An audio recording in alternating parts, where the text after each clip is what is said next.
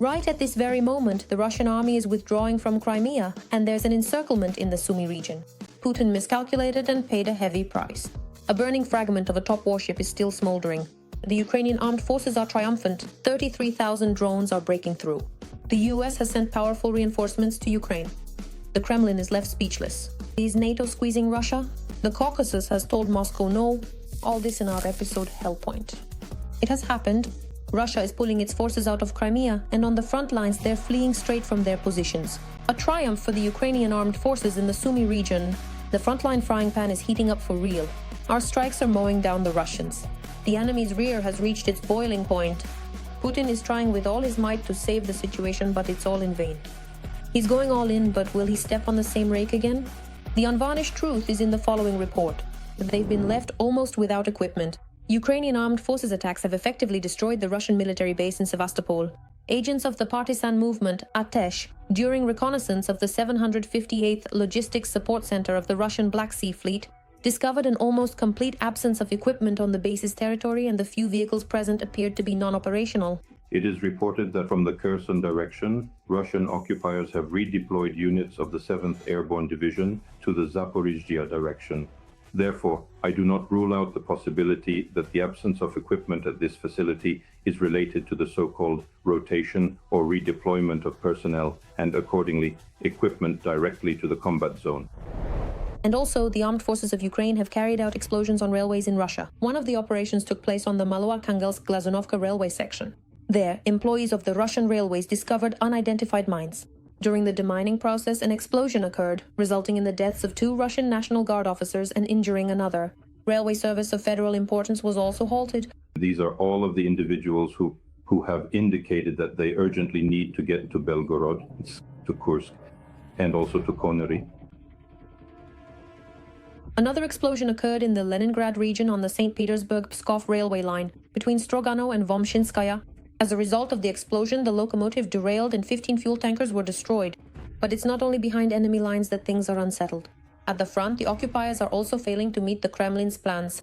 The Ukrainian army has achieved successes in the Sumy region, while at the same time the Russians are suffering significant losses in the Kharkiv region. Volodymyr Zelensky reported. In the Sumy direction, Ukraine's defense forces have seized the operational initiative. This refers to advancing directly to the notional Russian-Ukrainian borderline and the liberation of additional settlements, Kostiantynivka, Novokostiantynivka. In the Sumy direction, Ukraine's defense forces have thwarted not only the military but also the political plans of the Russian leadership to create a so-called buffer zone with an advance of up to 20 kilometers. Meanwhile, Russian troops continue to violate NATO airspace. The Russian drone detected in the skies over Romania on the night of September 13th became the second such incident after Poland.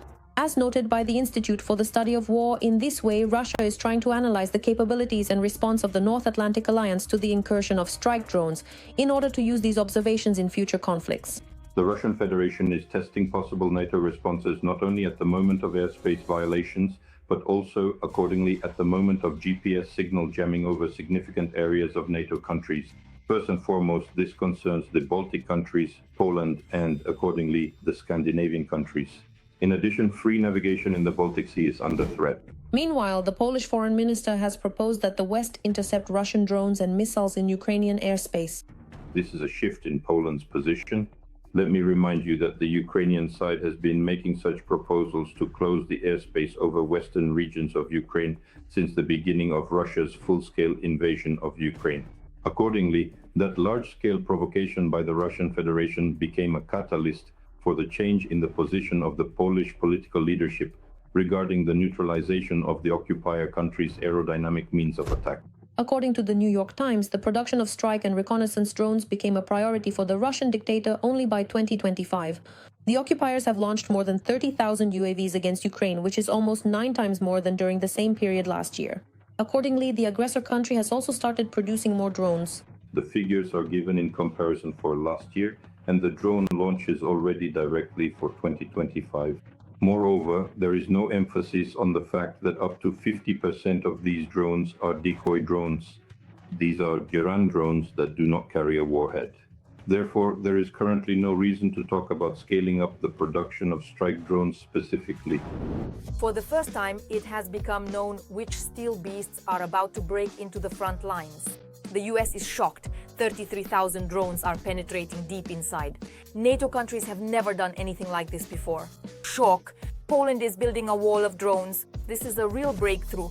The technology war has begun. Which developments are already ready for use, and how quickly can they destroy Russia's military power? We'll tell you about this in just a moment. The US will deliver 33,000 AI-powered drones to Ukraine by the end of 2025. $2 billion will be allocated for this. According to the Financial Times, these autonomous drones are developed by the American-German company Auterion, and they can significantly enhance the combat capabilities of the armed forces of Ukraine. These drones are resistant to electronic warfare and can identify targets in real time. The systems will allow drones to form swarms, where a single operator can control a group of devices, coordinating strikes on enemy positions in real time without external intervention. The technology automatically selects strategies to overcome enemy defenses and responds to new commands or intelligence data. Analysts have been saying for some time that drone swarms controlled by artificial intelligence will be the next breakthrough in warfare and will upend its rules. Ukrainian developers are already actively experimenting with swarms. According to Serhiy Kuprienko, co-founder of the Kyiv-based company Swarmer, this technology has been used in more than 82,000 combat operations. We are building a system that controls different types of drones, that manages them simultaneously and efficiently, and that does correctly and effectively what is difficult for people to accomplish. That is, we are not trying to completely replace people. We really want and aim to complement people where artificial intelligence excels. In 2026, there will be a technology boom, and robots will already be relieving the infantry of some of their workload. However, they will not replace them. In the war, it will come to the point where combat robots will be fighting each other. This is according to Mykola Zinkevich, callsign Makar, the commander of Ukraine's first unit of strike ground robotic complexes in the 3rd Assault Brigade. Such ground robotic complexes are already being actively used at the front for logistics, evacuation, and assault operations, allowing the armed forces of Ukraine to maintain their defense capability without unnecessary risk to the soldiers. Makar said that the implementation of such systems began a year and a half ago, initially to support the infantry, and now the brigade has 2 companies with robotic complexes, with platoons in each battalion. Ukrainian developments, unlike expensive foreign ones, are adapted to the front thanks to rapid feedback from the military, and there are no analogues in the world in terms of their effectiveness in use. The cost of a medium-capacity logistical ground robotic complex ranges from $5,000 to $15,000. This is extremely cheap compared to equipment and priceless human life. The statistics are impressive. One brigade unit transports 300,000 kilograms of cargo in a year. That's about 800 kilograms per day, which could be carried overnight by 41 infantrymen each with 20 kilograms on them, but with a high risk of casualties. But 2 ground robotic systems with a crew can replace all of them. Although such systems are being systematically implemented in brigades like the 93rd, 92nd, or Kartia, where there are official positions for them, some units, the serviceman says, ignore these technologies due to outdated Soviet-era approaches, putting people at risk. The Russians are also mastering ground robotic systems, but the scale remains hidden.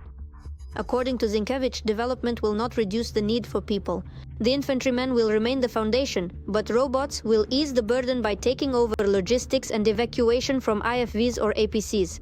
I think that 2026 will show us this clearly, just like it was with unmanned aerial vehicles, like what is happening now with FPVs, when there is already a war between drones in the sky. Some drones are trying to shoot down others. The same thing will happen on the ground. I think that by 2026, it will reach the point where ground robotic systems will also start engaging in clashes with each other. And not just in clashes with infantry, but with each other as well. 2 years ago, more than 2 years, 2.5, when I saw it, at that time I said, give me 20 of these and I'll storm Donetsk. Well, at the very least, I'll make it to the center of Donetsk. 2. With 20 ground drones at that time, 2.5 years ago, based on what I saw in the ground drone and its capabilities. A year ago, I said I needed 150 ground drones and I'd get into Donetsk, right? 2 years ago, I only needed 20. Back then, a year ago, I needed 150 Now I need roughly 2,500 ground drones and I'll get into Donetsk. Meanwhile, Europe is turning to Ukraine for technologies to build a drone wall against Russia. The European Union is rushing to spend billions of euros on such a wall along its eastern borders, using combat technologies tested in Ukraine after recent Russian drone incursions into NATO airspace. This is reported by the Financial Times. NATO relies on expensive fighter jets and missiles to intercept cheap drones.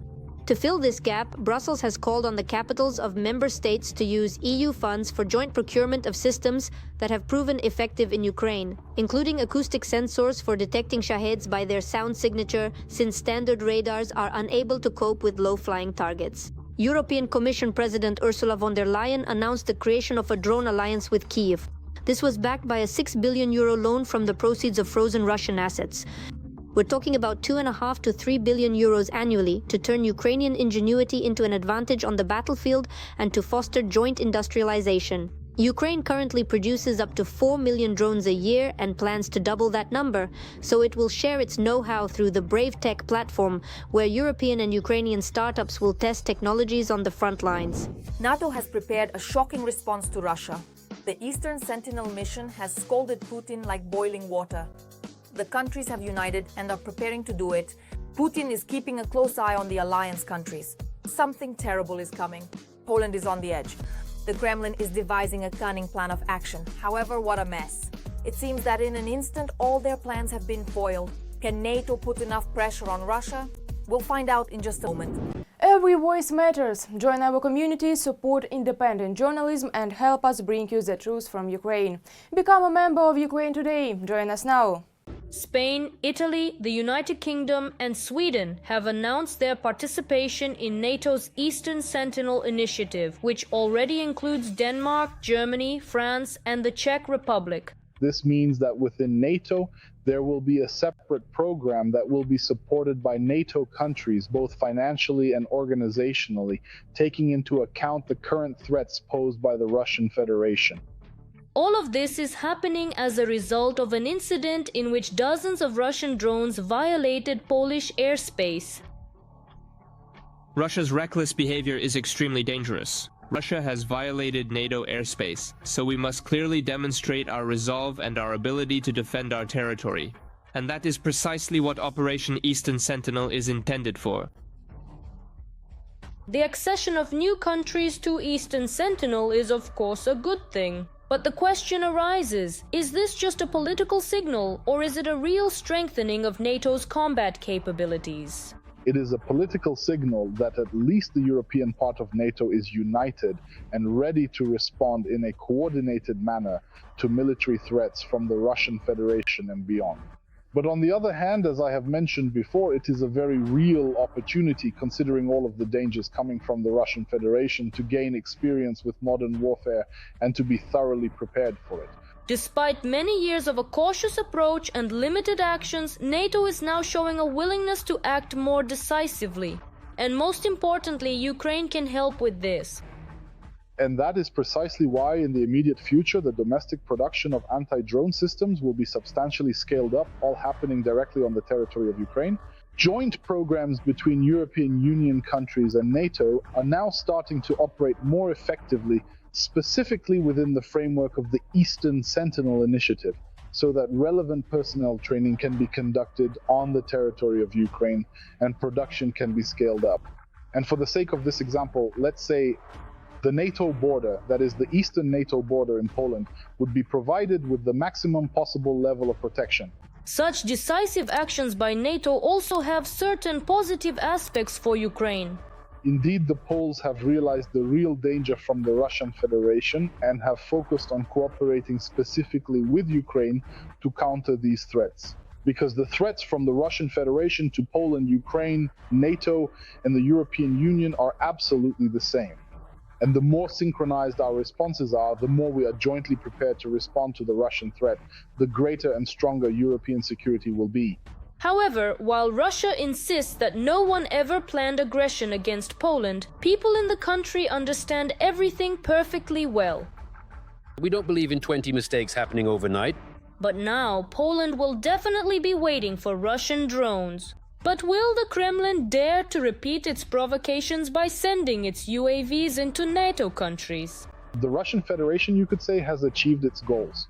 It has opened up a horizon of opportunities for itself and essentially has lowered that very pain threshold and the ability to perceive certain actions against the country, actions that were previously, yes, absolutely interpreted as escalatory, now as something below the threshold.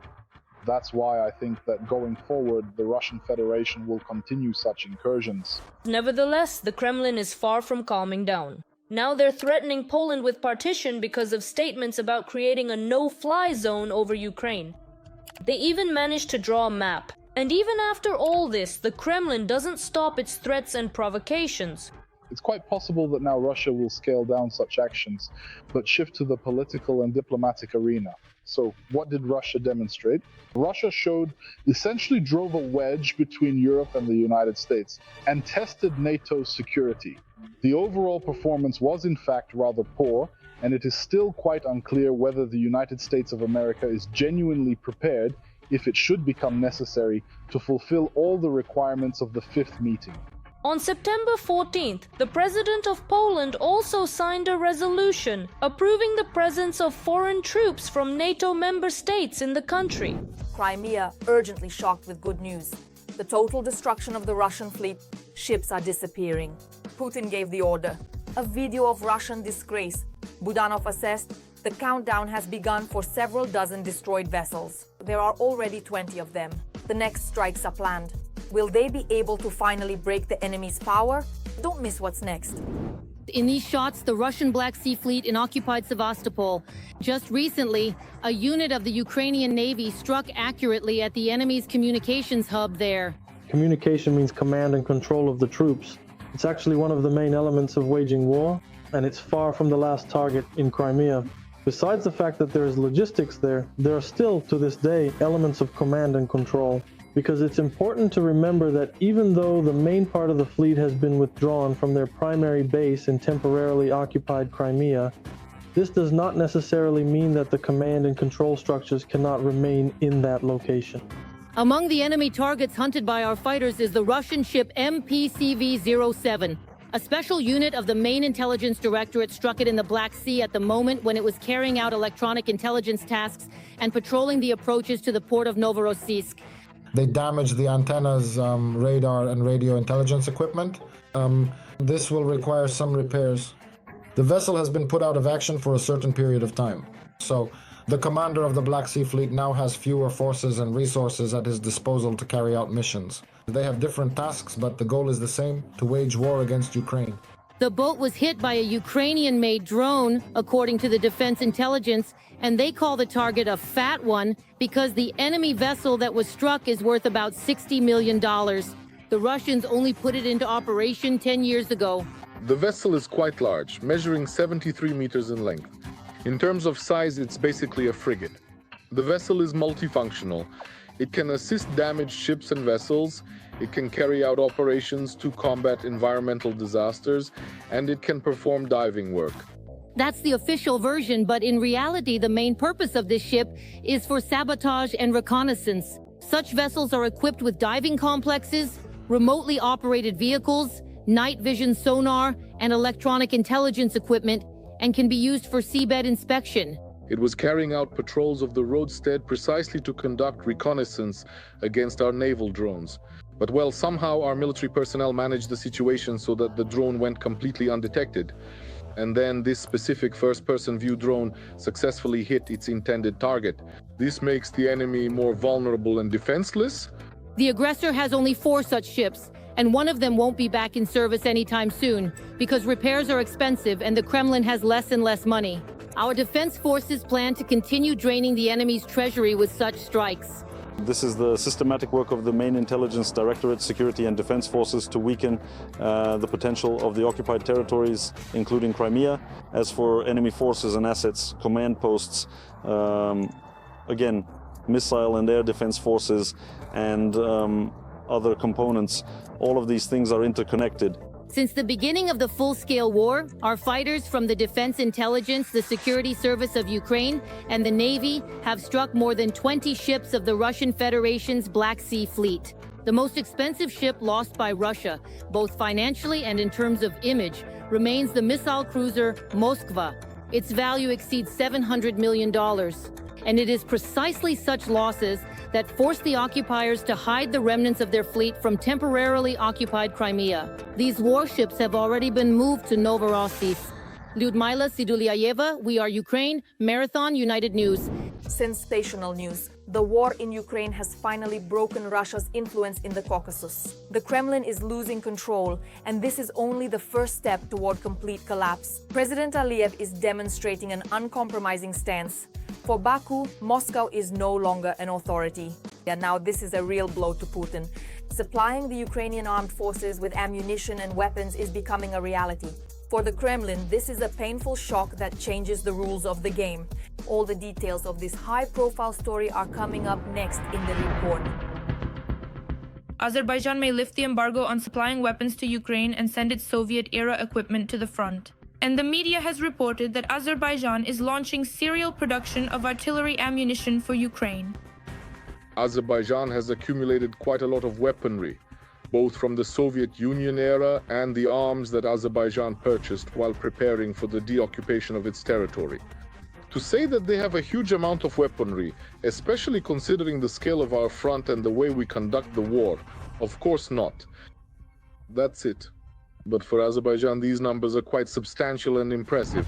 After the Russians shot down an Azerbaijani plane over Grozny and refused to admit responsibility for what they had done, Azerbaijan set out on the path of war.